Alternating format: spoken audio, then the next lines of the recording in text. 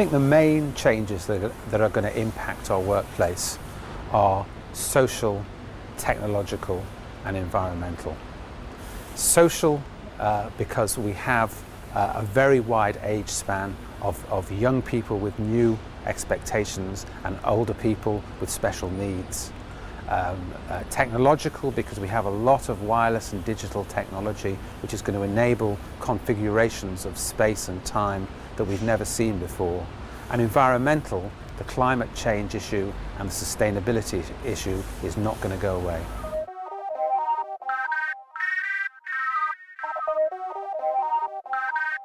There are clearly some generational trends. I have, a son just entering the workforce now, and I was talking with him. He seems to want to work in what is increasingly being called the gig economy.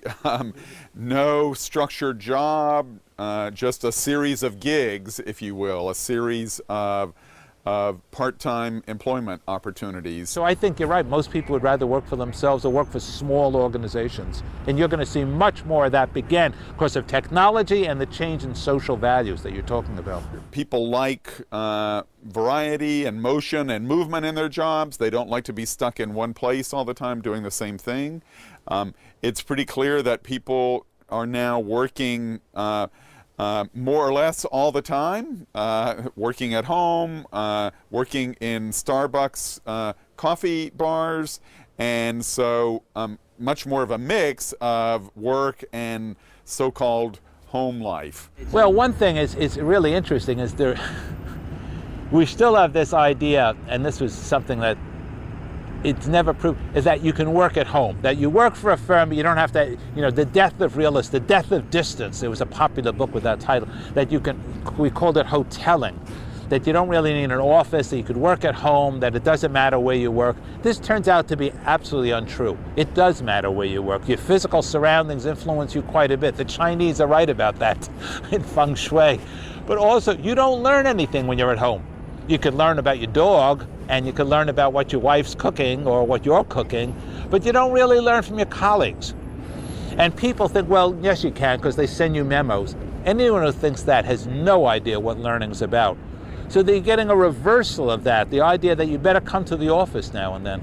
We have done some work suggesting that knowledge workers who are better networked tend to perform better. So obviously workplaces can either facilitate network connections or they can hinder them, and so that's a factor as well. We know that knowledge workers who are engaged in their work and stimulated by their work tend to perform better. I think the workplace can add to that. We know that knowledge workers who have strong friendship relationships at work tend to perform better and stay longer at organizations, and the workplace can either hinder or facilitate that. When I was with IBM, I mentioned that there wasn't one IBM executive, and there were 2,000 of them, I was one myself, who ever got that job and didn't have an office, wasn't in the office a lot. They just were home and they got promoted. No one gets promoted that way, and no one learns much that way. Or even people who seem to be exemplars of individual effort. Steve Jobs at Apple, Thomas Edison.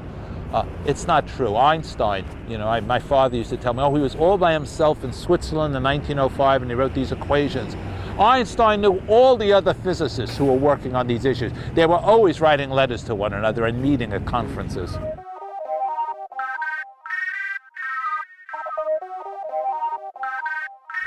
Today, after the dot-com boom, the world is loaded with dark fiber that's being lit up to bring us broadband. The first internet was a read-only web, brochureware. Second internet that we're experiencing today is read and write. You can put your stuff up at YouTube, you can do a blog. The next level that we're building now using cloud computing is going to be read, write, and execute. And it won't be just transactional processes, straight through processing. It will be how we actually communicate and collaborate. There's a great deal written now about wikis and blogs and Web 2.0 and all these social computing tools, which are ubiquitous and universal. I just think it's a lot of noise, sound and fury indicating nothing, as Shakespeare said. There's an incredible energy around these technologies for people who get it, for people who understand that this is a way for you to maintain a network of connections to people that you know and that you want to continue to know over time.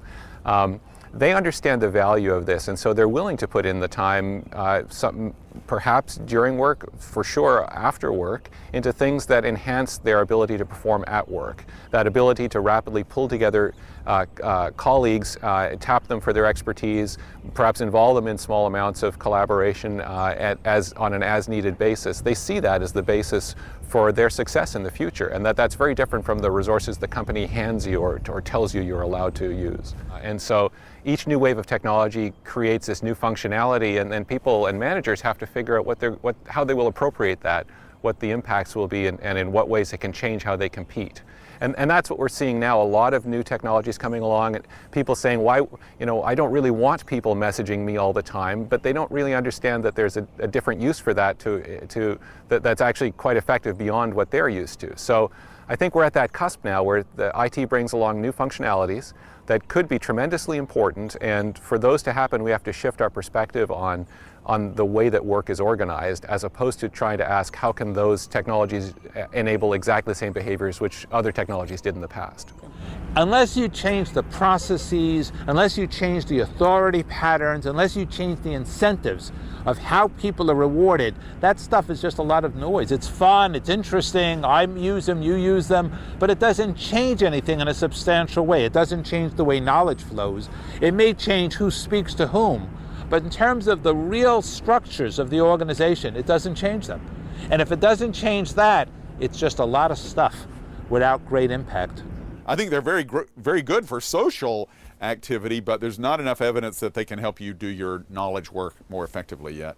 I think the neat thing about new technologies is they always help us be more productive in our downtime, in the time in between meetings and in between formal obligations. Now we can be extremely productive in those times, whereas in the past that was less possible. So there's a real limit to the amount of collaboration you want people to engage in, and I think one of the challenges is how to effectively prune back some of the things that you're doing that aren't that impactful.